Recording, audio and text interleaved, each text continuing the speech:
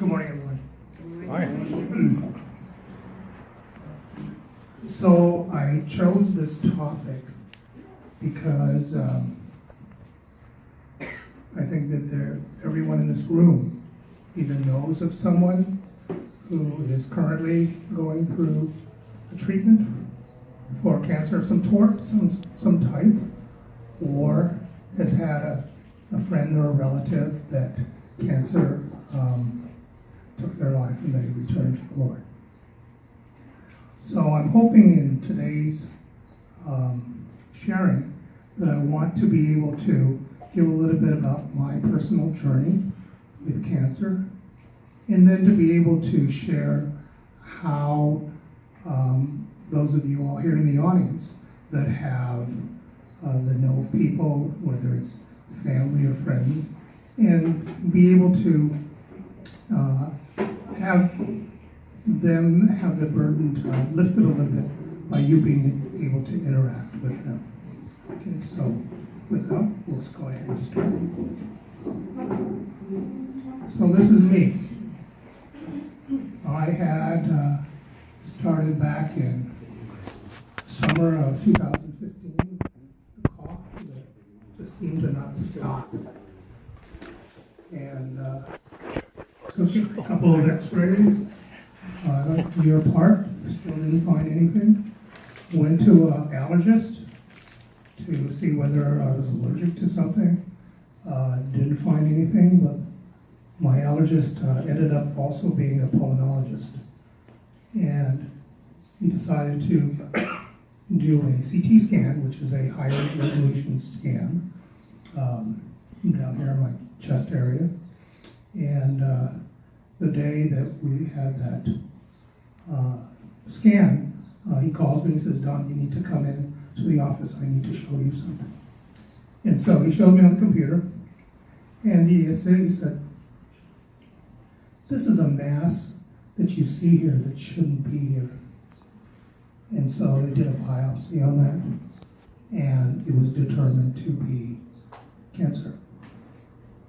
So, of course, that's devastating because this happened on Labor Day weekend of 2016. And so I went to the head of thoracic surgery, UCSF, and they were going to operate on me. My tumor was in the lower right lobe, and they were going to take out 2/3 of my right lung. And so that was kind of part of the plan. And in the meantime, because of the healthcare plan that Sharon has at work, UCSF is not covered in our plan. So I ended up getting the help through Stanford Healthcare. And the head of thoracic surgery there was going to operate on me. Well, I find out after taking a what they call a PET scan the following month that the same type of cancer had moved to my back. And so I had it more in one place. As soon as that happens, it is classified as stage 4 because it has moved to someplace else. And even if you are healed in a certain area, they still keep you at that stage 4. So that's where I'm at. It ended up that I began my so the thoracic surgeon basically said, "I'm not going to operate on you." Every surgeon will not, because it is not effective anymore. It's kind of like if you had a backyard that had a weed growing out of one spot, and then it grows out of another spot in that backyard. You can't kill it by just cutting out that one weed in that one spot. You have to systemically use some chemicals in order to try to kill things through the root underneath. So anyway, I began taking chemo at the end of September, and go every 3 weeks. And the first 6 treatments that I had, they're 3 weeks apart. They give you so much drugs that to basically kill off all kinds of cells inside your body. good cells, bad cells, everything. And that happens such that in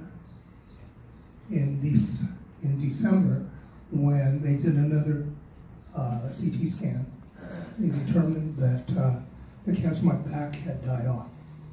So I no longer have to worry about that part.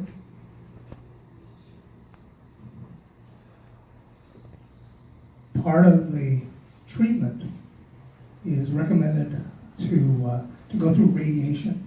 You hear this term, radiation therapy, and what it is, it's a series of gamma rays that zap directly into the tumor, and it's designed to kill off thousands of cells at the same time. I always assumed that the radiation gun was a single gun that zaps you. But the one that I used at Stanford actually has 96 nozzles. And so what happens is the procedure itself only takes about 6-7 minutes, and the thing rotates around your body. So mathematically, there's guns turning on, turning off these emitted gamma rays, and you do this for 15 sessions.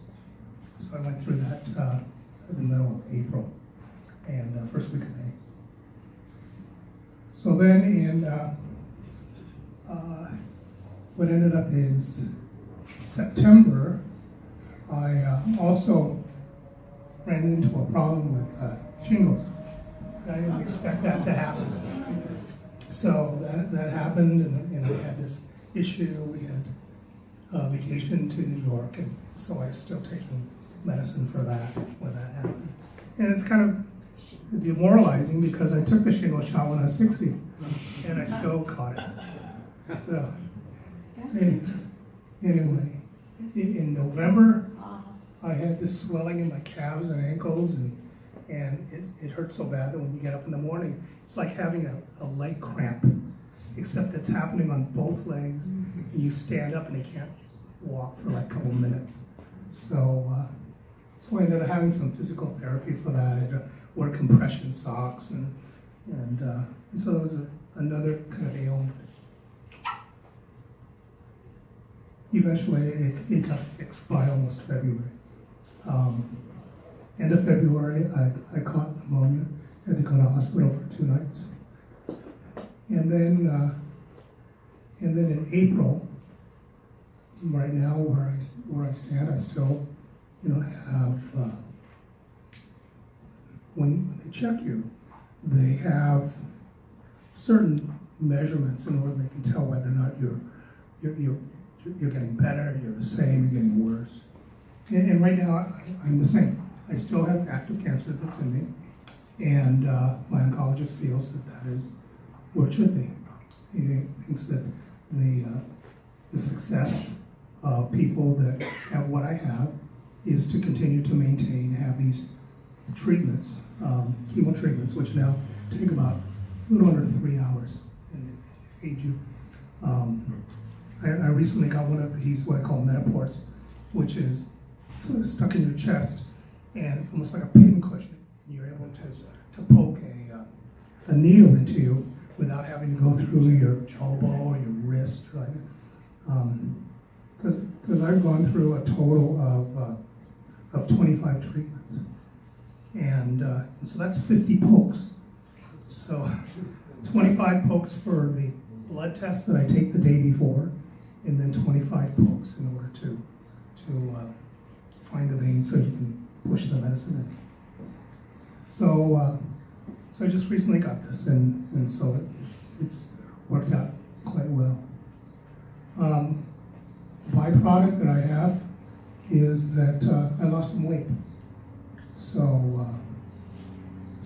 a little over 2.5 years, I lost almost 65 pounds. And, it's good for my heart. But I don't want to lose too much more. I think I'm almost at high school weight. I was 155 in high school.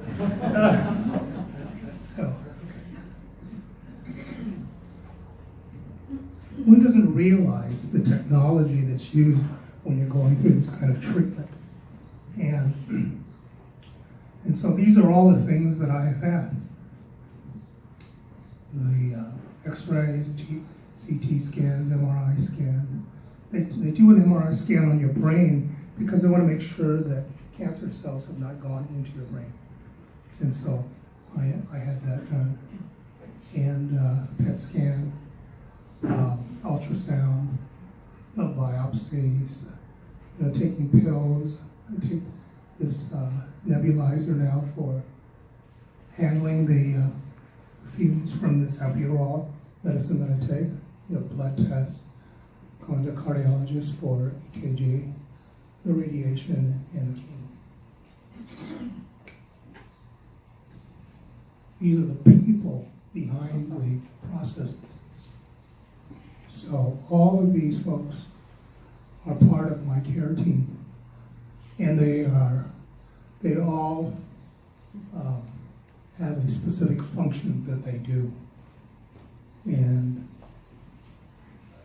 the way that I look at what happened in my cases, had my allergist, as he doubled up as a pulmonologist, not gone that extra step to find the CT and find this tumor, that I wouldn't have known about it, and I may not be here today because of that.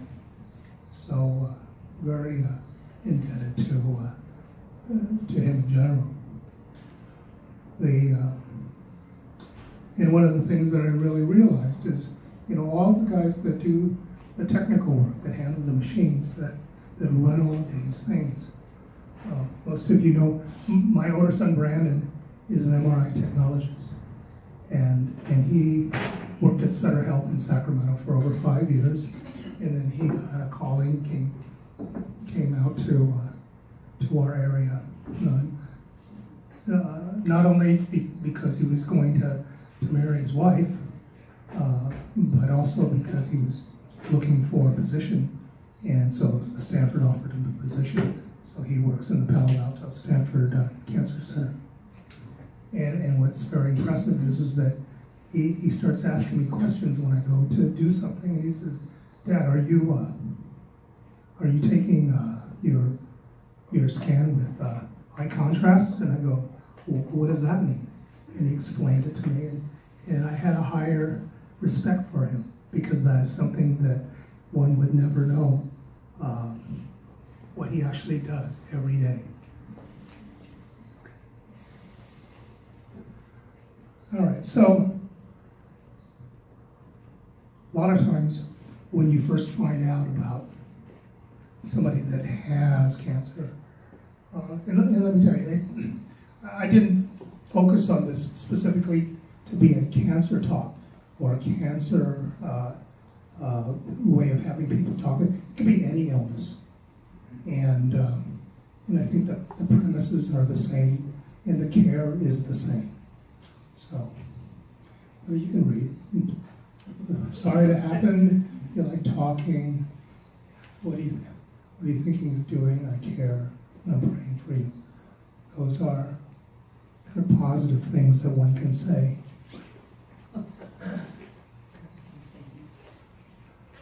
These are kind of not good. I know how you feel. I know what you should do. I'm sure you'll be okay. Don't worry. And last, how long do you have?